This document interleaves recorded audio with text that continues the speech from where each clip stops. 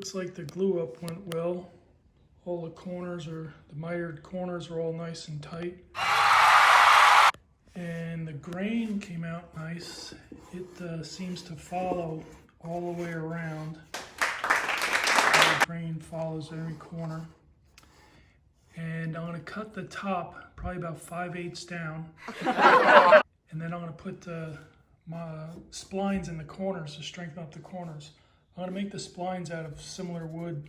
That color I think would be nice, and I have a piece right here. I'll make the splines out of it. So we'll see how it goes. Okay, this is one of those times where you just gotta decide, just do it. It's a little bit scary, because if you mess up, that's the end of it. I'll take off the corners so the blade won't blow out the ends. But we're gonna give it a go. So here we are, let's try it.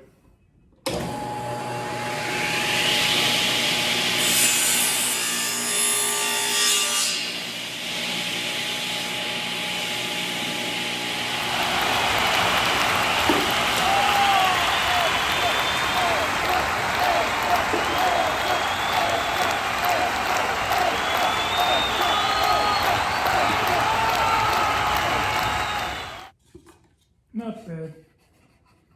Not bad. You know what's funny is I got all these wormholes. Some worm was living in this wood a long time ago. So he can stay. Worms are good. Top and bottom. Check this thing out. Okay, woodworking seems to be all about jigs lately. And speaking of jigs, you got big jigs, more big jigs, little tiny jigs, jigs that didn't work, jigs that you wish worked better, crazy jigs, more crazy jigs. And before you know it, all these jigs drive you to jugs. And before long, there's jugs and jigs everywhere. Doesn't take long. This little sliding deal, I threw it together. It was a prototype, but I didn't get to make a better one, but it'll work. And what it does is I'm going to use it to cut splines in the corners of these boxes. So the blade's right there, and I'm going to rest the top right on top of that blade and cut a slot, a spline, to reinforce the miter joints. We'll see how that goes here in a minute.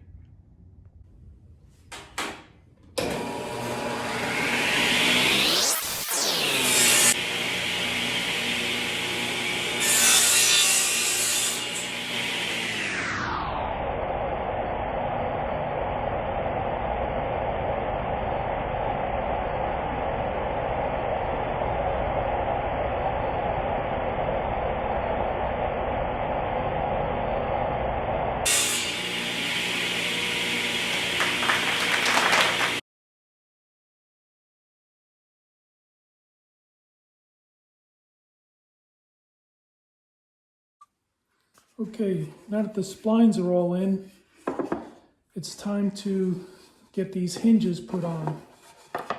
And I have these hinges that are supposed to hide inside. You won't see them.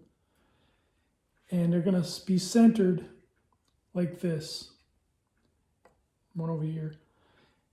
And this router is set up, took a minute to do, so that the router bit is only 13/128 rise from the base and over just enough so these things center on this 1/2 inch wall.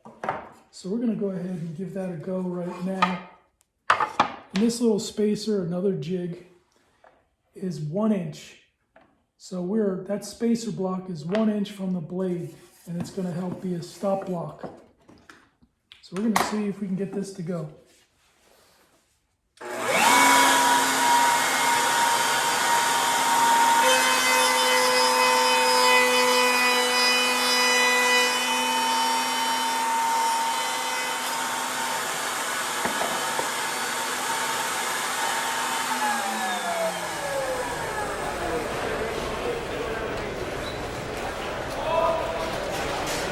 fits in there like a glove.